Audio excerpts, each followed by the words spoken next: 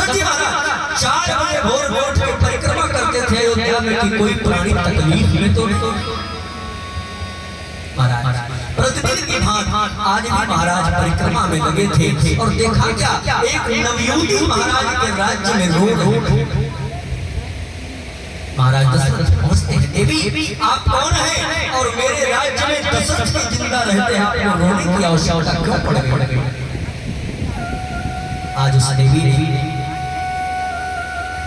दशरथ जी के सामने हाथ जोड़ के कहा है महाराज मैं इस अयोध्या की राजलक्ष्मी। दशरथ जी ने कहा देवी आप बताइए आपको रोने की जरूरत क्यों पड़ गई। अरे चक्रवर्ती सम्राट महाराज दशरथ का राज्य है, तुम आदेश कर दो तुम्हें किसी प्रकार की तकलीफ है एक पल में तुम्हारे समस्या का समाधान कर दूंगा। मेरे पास चतुरंगी सेना है। उस राजलक्ष्मी ने कहा महाराज जो समस्या मैं देख रही हूँ ना उसमें चतुरंगी सेना भैया कुछ करने वाली नहीं। देवी इस प्रकार की समस्या आप देख रहे हैं। उस राजलक्ष्मी ने कहा महाराज बहुत जल्द आज इस अयोध्या में जो खुशियों का माहौल छाया है ना ये बहुत जल्दी दुख में परिवर्तित होने वाला है। महाराज दशरथ आश्चर्य देवी क्या हाँ महाराज मुझे भविष्य का ज्ञान और मैं देख रही हूँ कि आने वाले समय में शनि देव की बहुत बड़ी अकाल दृष्टि पड़ने वाली है और शनि देव की जो अकाल दृष्टि पड़ेगी उसमें अयोध्या के सभी पशु पक्षी प्रजा मानव छोटे बड़े सब लोग जल के बिना मर जाएंगे। पूरे अयोध्या में कहीं जल नहीं मिलेगा। शनि देव कुपित होने वाले। दशरथ जी महाराज ने कहा देवी आपने तो समय रहते मुझे बता दिया और ये दशरथ अभी इसी समय ये प्रतिज्ञा करता है कि जब तक इस दशरथ के शरीर में प्राण रहेगा तब तक मेरे प्रजा के ऊपर कोई संकट नहीं आएगा।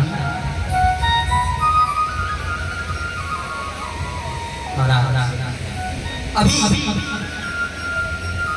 कुछ दिनों पहले हम लोगों के ऊपर भी एक विशाल संकट आया था जिसे कोरोना कहा और उस विशाल संकट में जो भूमिका महाराज दशरथ ने उस समय निभाई थी वही भूमिका हमारे आदरणीय मोदी जी ने निभाया हम लोगों को बचाने के लिए और इस व्यास से मैं पुनः स्वागत और अभिनंदन करता हूं।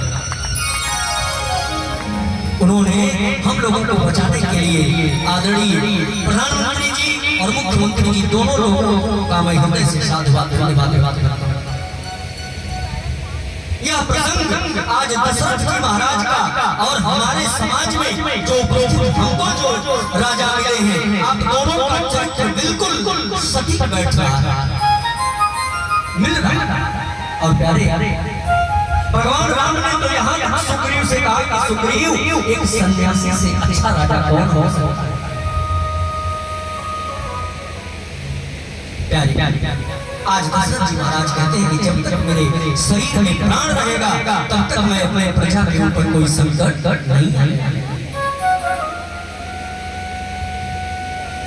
दशरथ जी महाराज सुबह होते ही रथ को सजाया जाए।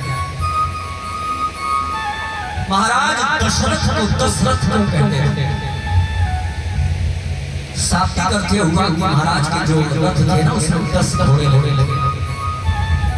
महाराज के रथ में 10 घोड़े चलते थे और वो 10 घोड़े 10 दिशाओं में चलते थे। दिशा कितनी होती है 10 दिशाओं में जिसका रथ चलता हो उसी का नाम क्या है दशरथ। दूसरा 5 कर्मेंद्रियां और 5 ज्ञानेंद्रियां हमारे शरीर में होती हैं। इन 5 कर्मेंद्रियां और 5 ज्ञानेंद्रियों को जो रथ बनाकर राज करता हो वही दशरथ हो सकता है, कोई दूसरा दशरथ नहीं हो सकता। तुम्हारा इन 10 इंद्रियों पर जिसका साम्राज्य चलता रहा वो थे महाराज दशरथ। आज दशरथ जी अपने रथ को सजा रहे हैं, शनि देव से बात करने के लिए जाएंगे। रथ सवार हुए दशरथ जी और आज सभी लोग पहुंच रहे हैं। एक धरती का आदमी जब शनि लोक में पहुंच गया तो शनि देव ने देखा ना, शनि को बड़ा आश्चर्य हुआ। महाराज आज आप शनि लोक में उपस्थित हैं, कारण बताइए। दशरथ जी ने कहा प्रभु, जैसा कि मैंने अभी कुछ दिनों पहले सुना कि मेरे अयोध्या पर आपकी कुदृष्टि पड़ने वाली है, जिससे बहुत भारी अकाल पड़ जाएगा और मेरे अयोध्या की प्रजा मारे। शनिदेव ने कहा बिल्कुल सत्य सुना है और ऐसा होगा। महाराज जन्म पत्रिका में मुख्य रूप से नवग्रह की स्थिति का विचार किया जाता है, जिसमें शनिदेव सबसे क्रूर ग्रह और शनिदेव सबसे दयालु है। क्योंकि शनिदेव को न्यायकर्ता मानते हैं, न्यायाधीश, और न्याय करने वाला व्यक्ति अगर कठोर न हो तो वो न्याय नहीं कर सकता। अगर एक न्यायाधीश संबंध देखने लग जाए, दोस्ती और मित्रता देखने लग जाए, तो फिर वो न्याय नहीं कर सकता। और आपको बता दें कि शनि देव देवताओं के न्यायाधीश हैं, इसीलिए हमारे इस संसार में भी जो न्यायाधीश होते हैं ना, वो काले कपड़े पहनते हैं। न्यायमूर्ति काले कपड़े पहनते हैं और वकील साहब भी लोग काला कपड़ा पहनते हैं, और न्याय की जो देवी कोर्ट में होती है ना, उनके आंख पे भी काली पट्टी लगी रहती है। आप ध्यान दें, शनि देव न्यायाधीश होते हैं और शनि जिसके साथ न्याय करते हैं ना, उसमें कोई बदलाव ना होता। शनि की साढ़े साथी जब आती है ना, तो लोग क्यों परेशान होते हैं? क्योंकि शनि महाराज उस साढ़े साथी में आदमी को परखना चाहते हैं, और आदमी जैसे ही कोई बुरा काम करता है तो उसी साढ़े साथी में तुरंत उसको दंडित कर देते हैं। आदमी का एक्सीडेंट, जिसे दुर्घटना कहते हैं, उसके जीवन काल में जब भी दुर्घटना होती है तो वो शनि देव के ही कुदृष्टि से होते हैं। किसी व्यक्ति को अगर लकवा की शिकायत होती है तो वो सिर्फ शनि देव की कुदृष्टि से होते हैं। किसी व्यक्ति को अगर कुष्ठ रोग हो जाता है तो ये सिर्फ शनि देव की कुदृष्टि से होते हैं। और यदि एक रात में कोई अमीर बनता है तो ये भी सिर्फ शनि देव की दृष्टि से संभव होता है। एक रात, जैसे आपने कुछ दिनों पहले सुना था, एक रानू मनमोहन जी आई, उनकी कहानी मात्र एक रात में बदली थी। तो ऐसे जब नसीब बदल रहे हो तो ये शनि की कृपा होती है, और एक ही रात में वापस मिलने लगते। जिसका बहुत बड़ा साम्राज्य रहा महाराज हरिश्चंद्र के जमाने में, शनि देव की जब कुदृष्टि पड़ी थी ना, तो एक ही रात में हरिश्चंद्र जो अयोध्या के राजा थे वो बनारस में घाट पर मठ लेके खड़े पाए एक रात। तो शनि देव बहुत प्रभावी ग्रह है, और आज वही शनि देव दशरथ जी से बात कर रहे हैं। दशरथ जी ने कहा है, शनि देव मेरे रहते आप मेरे राज्य पर कुछ नहीं करेंगे। शनि देव ने कहा, आज तक कोई संसार में कोई पैदा नहीं हुआ जो मेरे दृष्टि को रोक। मुझे वरदान है या श्राप मान लो, मैं जिसको अपने दृष्टि से देख लूं वो जल जाता है। दशरथ जी ने कहा, कोई बात नहीं, अगर ये दशरथ जल भी जाएगा और उसके बाद मेरी प्रजा मरेगी तो इतिहास में लिखा जाएगा कि दशरथ के न रहने के बाद ऐसा हुआ। शनिदेव से कुछ क्षण वार्तालाप हुआ, लेकिन शनिदेव मानने के लिए तैयार है। दशरथ जी ने धनुष बाण निकाला, शनिदेव को ललकारा, महाराज आज मैं आपसे युद्ध करूंगा। और शनिदेव ने जब देखा कि ये धरती का राजा और मेरे लोक में आकर मुझे ललकार रहा है युद्ध के लिए, तो शनिदेव कुपित हो गए और युद्ध के लिए तैयार हो गए।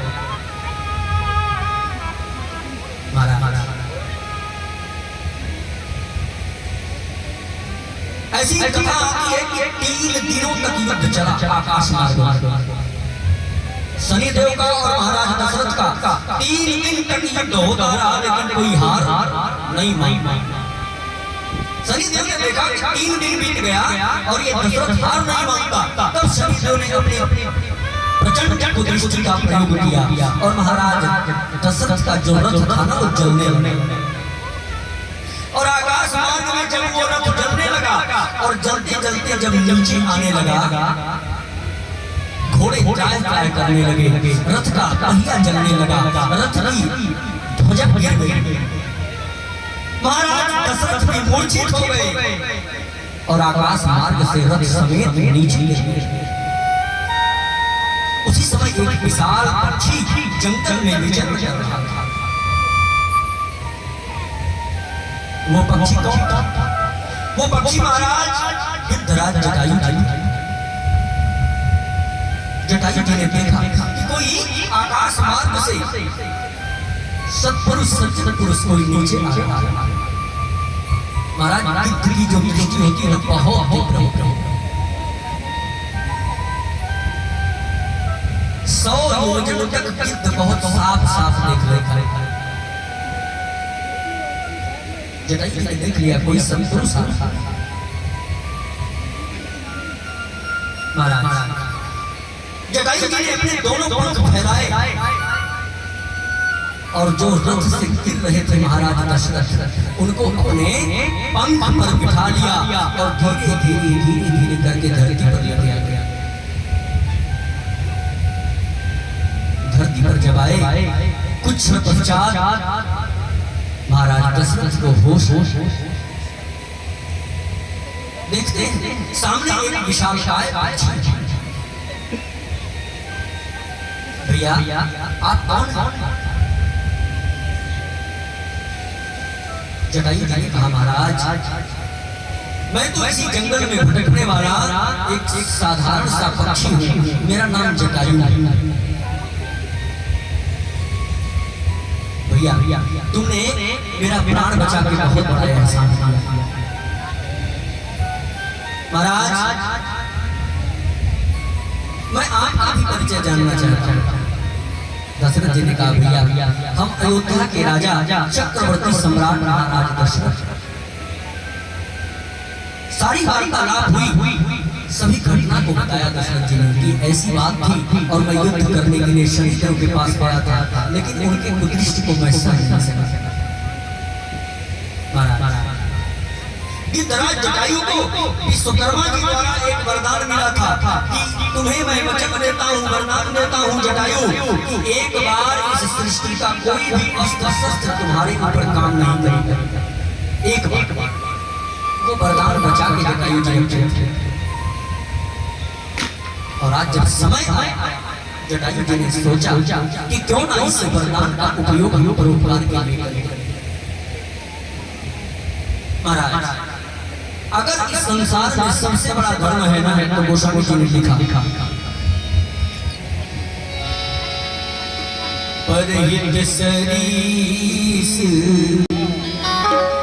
धर्म नहीं भाई परिपीड़ा सम नहीं हाथ मारी परहित सरीस धर्म नहीं भाई परिपीड़ा सम नहीं हाथ मारी परहित लागी तजय जो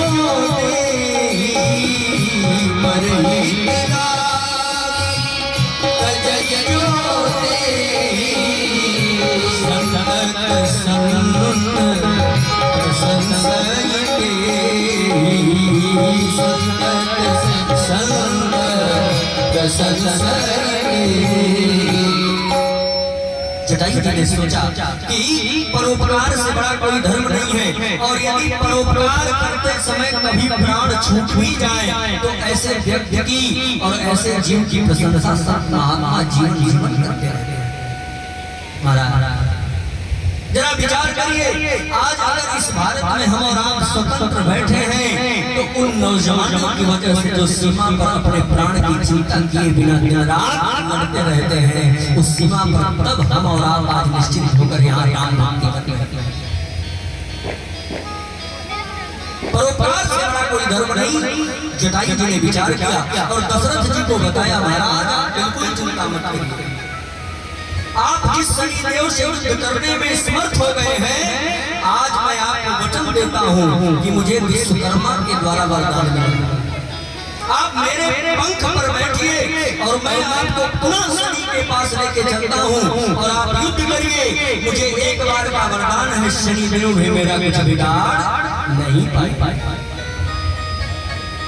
दशरथ जी के मन में डूबती हुई किरण पुनः से जागृत हो गई और दशरथ जी ने पुनः धनुष बाण उठाया और बैठ गए, पंख पर सवार हुए। जटायु जी लेकर के शनिदेव के पास, महाराज शनिदेव के पास जब दशरथ जी पुनः गए तो शनिदेव ने देखा कि मेरे एक बार कुदृष्टि डालने के बाद आज तक इस सृष्टि में कोई दोबारा मेरे सामने आने की हिम्मत नहीं किया। लेकिन दशरथ आप धन्य हैं जो अपने प्रजा के हित के लिए इस शनि के पास दोबारा आ गए और अपने प्राणों की चिंता नहीं की। राजन, मैं तुमसे अत्यंत प्रसन्न, वरदान मांग। महाराज जैसे ही शनिदेव ने कहा कि राजन मैं आपसे अत्यंत प्रसन्न हूँ, वरदान मांग लीजिए, तो दशरथ जी ने हाथ जोड़ के कहा, हे प्रभु, अगर आप मुझसे प्रसन्न हैं और वरदान देना चाहते हैं तो कृपा करके मेरे अयोध्या पे कुदृष्टि न पड़े, यही वरदान दीजिए।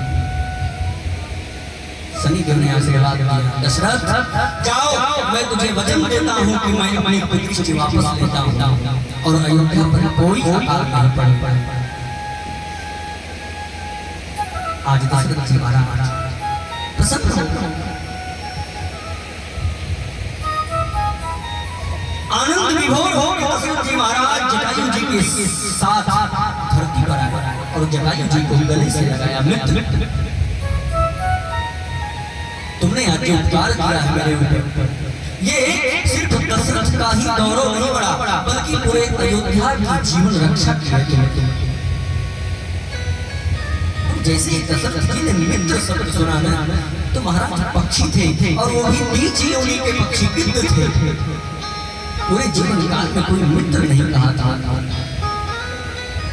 और दशरथ जी ने जब मित्र कहा तो जटायु जी बड़े प्रसन्न हो गए और कुछ देर विचार करने के बाद कहा, महाराज अगर मैं आपका मित्र हो जाऊं ना तो मेरा तो गौरव बढ़ जाएगा,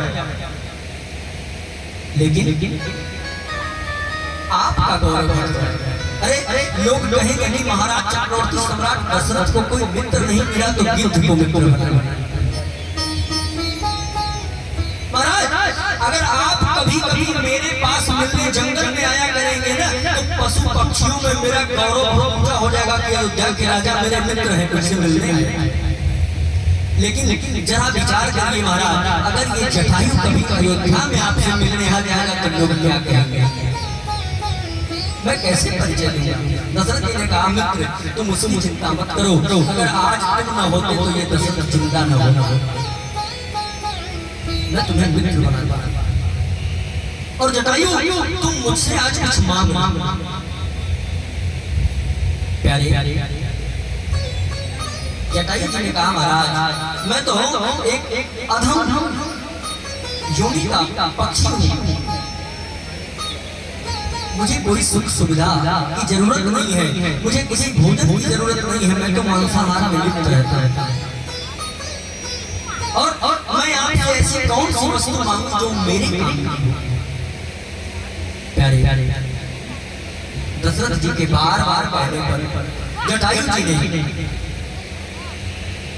विचार करते हुए दशरथ जी से कहा, महाराज अगर आज आपने मुझे अपना मित्र मान ही लिया और अगर कुछ देना चाहते हैं ना तो मुझे एक बेटा दे दीजिए जो मेरे अंतिम समय में मेरी सदगति कर देगा, जो मुझे श्राद्ध कर्म से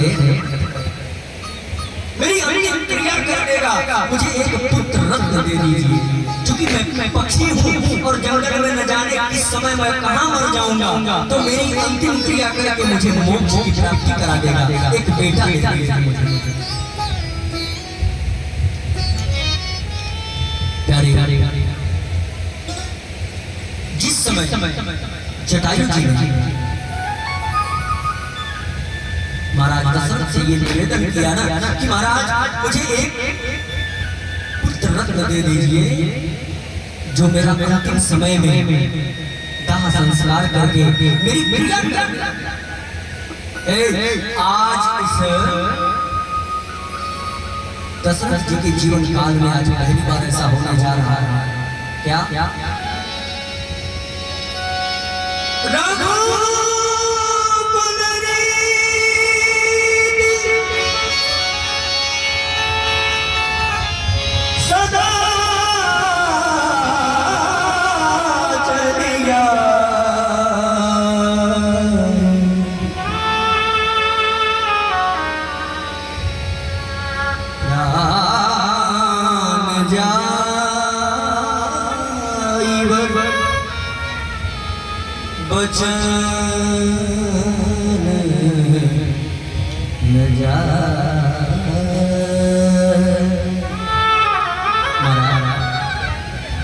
जीवन काल में पहली बार जो रघुकुल की रीत में रघुवंश में जन्म लेने वाले राजा के सामने आज ऐसी विडंबना आ गई कि आज वो कुछ मांगा और महाराज को कहना पड़ रहा है कि नहीं दे सकते। रघुकुल रीत सदा चली आई, प्राण जाए वचन कभी ऐसा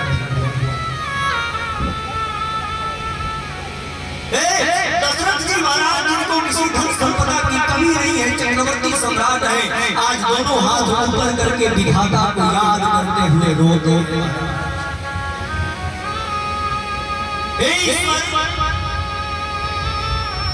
ये दशरथ जब मनु के मुनि में था और तपस्या करके अपने शरीर को अत्यंत दुर्बल बना दिया था, उस समय आपने मुझे वचन दिया था नृत्य तनय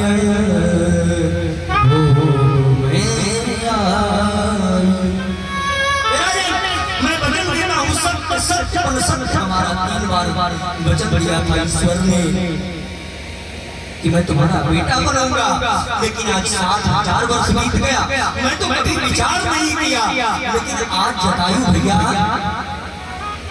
तुमने मुझसे जो वस्तु मांगा है वो मेरे पास तो है ही। ईश्वर से प्रार्थना करते हैं आज इस दशरथ की मौत तो नहीं हो जाए।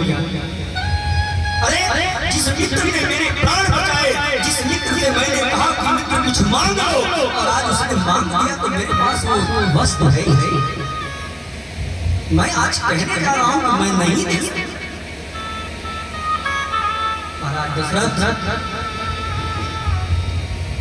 ग्लानि से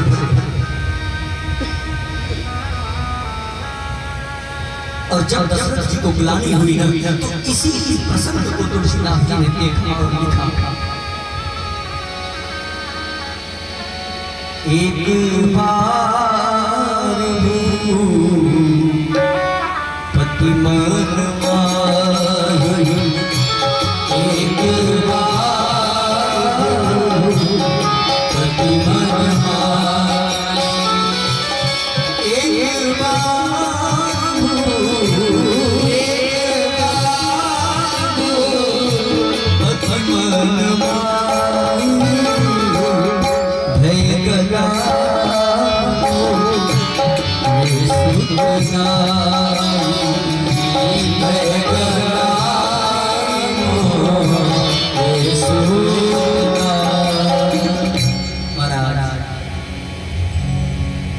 इतनी कथा जो मैंने सुनाया सिर्फ एक शब्द को स्पष्ट करने के लिए कि दशरथ जी को ग्लानि हुई।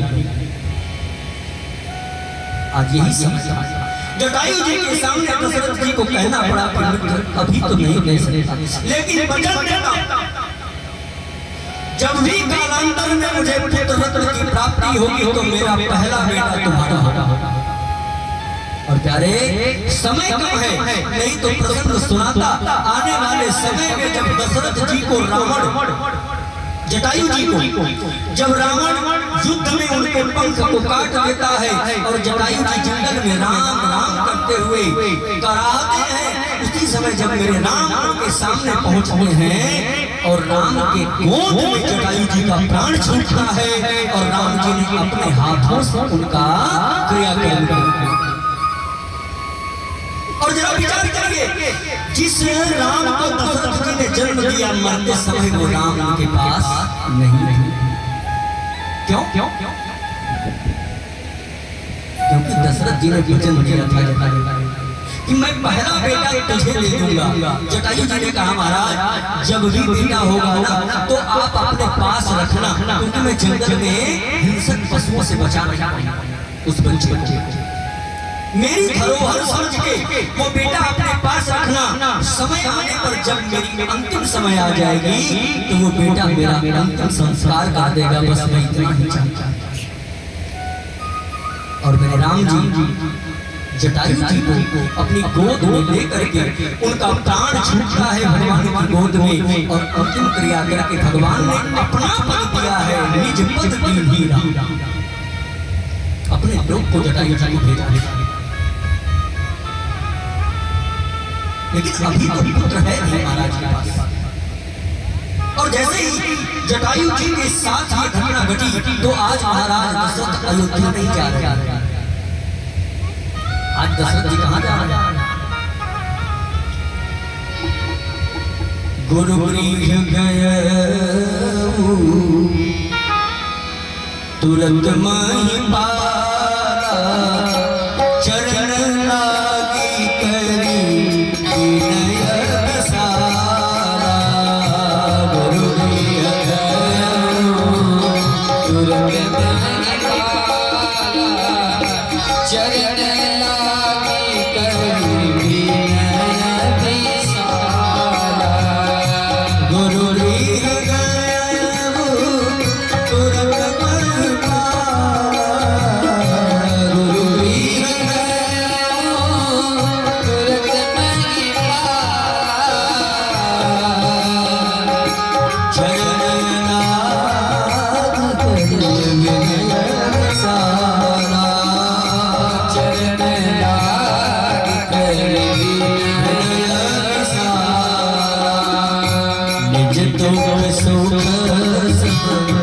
गुरु ही सुना सुख सब गुरु ही सुना, तब वशिष्ठ विधि समझायो, तब वशिष्ठ विधि समझायो।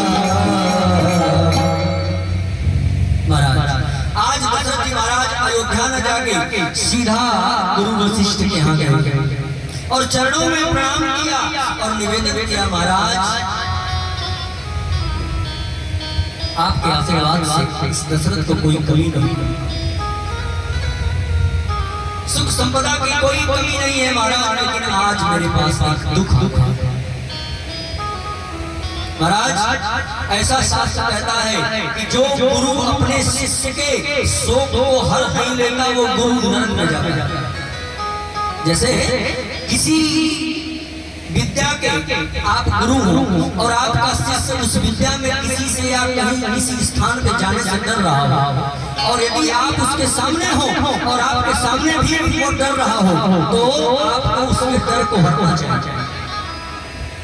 और यदि आप ऐसा नहीं कर रहे हैं, आपका शिष्य आपके सामने भी उसी विद्या में डर रहा है, तो ऐसे गुरु को न ढूंढना। जैसे ही महाराज दशरथ ने कहा कि गुरुदेव आज मेरे पास दुख है, वशिष्ठ जी ने कहा दशरथ अरे मेरे जैसा समान गुरु जिसके पास हो तुझे डर की क्या बात है बताओ। दशरथ जी ने कहा गुरु जी 60,000 वर्ष की उम्र हो गई, अभी तक मुझे कोई बेटा नहीं। प्रसंग इतना विस्तृत है प्यारे कि समय कम पड़ जा रहा है। जरा विचार करिए कि जिन महाराज दशरथ को पूर्व जन्म में भगवान ने वचन दिया था कि मैं आपके घर आऊंगा, क्या भगवान के दिए हुए वचन कभी कभी झूठे होंगे क्या? लेकिन आज दशरथ जी गुरु के पास जाकर कहते हैं कि गुरु जी मेरे पास कोई बेटा नहीं। मानो भगवान ये स्पष्ट करना चाहते हैं कि चाहे भले ही मैं आपको वचन दे दूं, मेरा आपसे सीधा संबंध बन जाए, मेरी आपसे सीधी सीधी बातें हो जाए और मैं आपको कह भी दूं कि मैं ऐसा करूंगा, लेकिन वो तब तक काम नहीं हो सकता जब तक आप गुरु की शरणागति नहीं रहेंगे। भगवान ने सोचा कि अगर मैं इनको वचन दिया हूं और मैं दशरथ जी के घर पुत्र के रूप में प्राप्त हो जाऊंगा ना, तो गुरु की महिमा खत्म हो जाएगी, फिर तो कोई गुरु बनाएगा ही नहीं, सब लोग तपस्या करेंगे और सीधा भगवान से बात। लेकिन भगवान नहीं आए। लेकिन जब आज दशरथ जी ने गुरु की शरणागति लिया और वशिष्ठ जी ने जब बात सुना कि दशरथ को पुत्र चाहिए, तो वशिष्ठ जी ने कहा दशरथ जी ने कहा गुरु जी एक बेटा हो जाता मेरा अयोध्या में, मैंने गिरकारियां नहीं सुना। छोटा बच्चा कैसे रोता है, 60,000 वर्ष बीत गया लेकिन महाराज ये कान तरस रहे। वो घर भी कोई घर होता है जिस घर में कोई छोटा बच्चा। गुरु जी ने सोचा कि लगता है अब समय आ गया है भगवान के अवतार। वशिष्ठ जी ने कहा दशरथ तू एक बेटा के लिए आया है, जा तुझे तेरा गुरु वरदान देता है, एक बेटा नहीं मेरे घर में 4 बेटे होंगे। गुरु जी ने कहा कि एक बेटा के लिए आया है, 4 बेटा होगा। क्यों? क्योंकि तुम्हारा चौथा पन चल रहा है, हर एक पन का एक बेटा देता हूं। और जैसे ही यह आशीर्वाद मिला दशरथ जी मानो प्रसन्न हो गए। गोस्वामी जी ने इसी पंक्ति को अपने लेखन से लिखा, धर्म धीर होई हई सुत चारी, त्रिभुवन विदित भगत भयहारी। धर्म धीर होई हई सुत चारी, त्रिभुवन